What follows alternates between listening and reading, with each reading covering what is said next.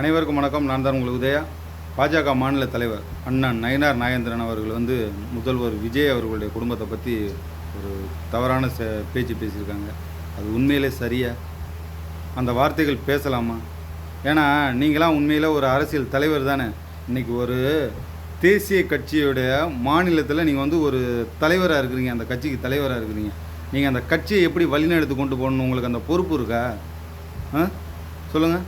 உங்களுக்கு எவ்வளோ பொறுப்பு இருக்குது? சரி, அந்த பொறுப்பெல்லாம் விட்டுருவோம்.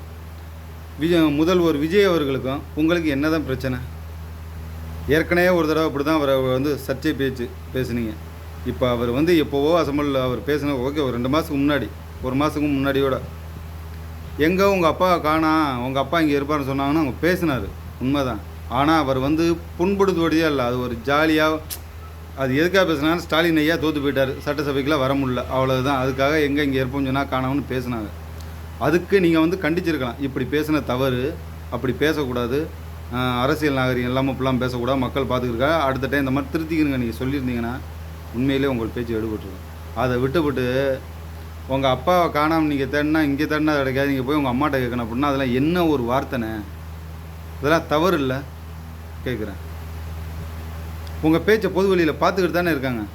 நீங்கள் ஒரு தேசிய கட்சியுடைய தலைவர், அதை ஃபஸ்ட்டு தெரிஞ்சுக்கிறங்க. இதுக்கு முன்னாடி அப்படி தான் நீங்கள் பேசுனீங்க. அதுக்கு முன்னாடி அண்ணன் உதயநிதி அவர்களும் அப்படி தான் சர்ச்சை. நான் என்ன கேட்குறேன், இன்றைக்கி முதலமைச்சர் விஜய், எல்லாருக்குமான விஜய் அவர் தான் முதலமைச்சர், அவர் தான். நீங்கள் ஏற்றுக்கிறாட்டினாலும் இல்லை, ஒன்று தமிழ்நாட்டு ஆண்டா ஏடிஎம்கே ஆளுன்னு, டிஎம்கே ஆளுன்னு, பாஜக ஆளுன்னு, வேறு எந்த கட்சியும் ஆளக்கூடாது அப்படின்னா இல்லை, தாவேக்கா உங்களுக்கு பிடிக்கலன்னா கலைச்சி விட்டோட போங்க, உங்களுக்கு தெரியாத சட்டங்கள் எதுவும் இருக்கா கேட்குறேன். அதை விட்டுவிட்டு சும்மா ஒரு மனிதனுடைய குடும்பத்தை போய் அட்டாக் பண்ணுறது, தனி மனித தாக்குதல் பண்ணுறது, இதெல்லாம் எதுக்கு? அதெல்லாம் ரொம்ப தவறு. உங்கள் பேச்சை எல்லோரும் பொதுவெளியில் எல்லாம் பார்த்துக்கிருக்கா. நீங்களாம் ஒரு அரசியல்வாதின்னு சொல்லியிருக்கிறீங்க. நான் இப்போ நீங்கள் பேசுனாக்கா உங்களுக்கு மட்டும் சொல்லலை, யாராக இருந்தாலும் இந்த மாதிரி சர்ச்சை பேசுகள் பேசாதீங்க. தாவேக்கு அரசு பிடிக்கல, அரசை குறை சொல்லுங்கள். அவர்கள் அதிகாரிகள் தவறு பண்ணுறாங்களா, அதிகாரிகளை பேசுங்க.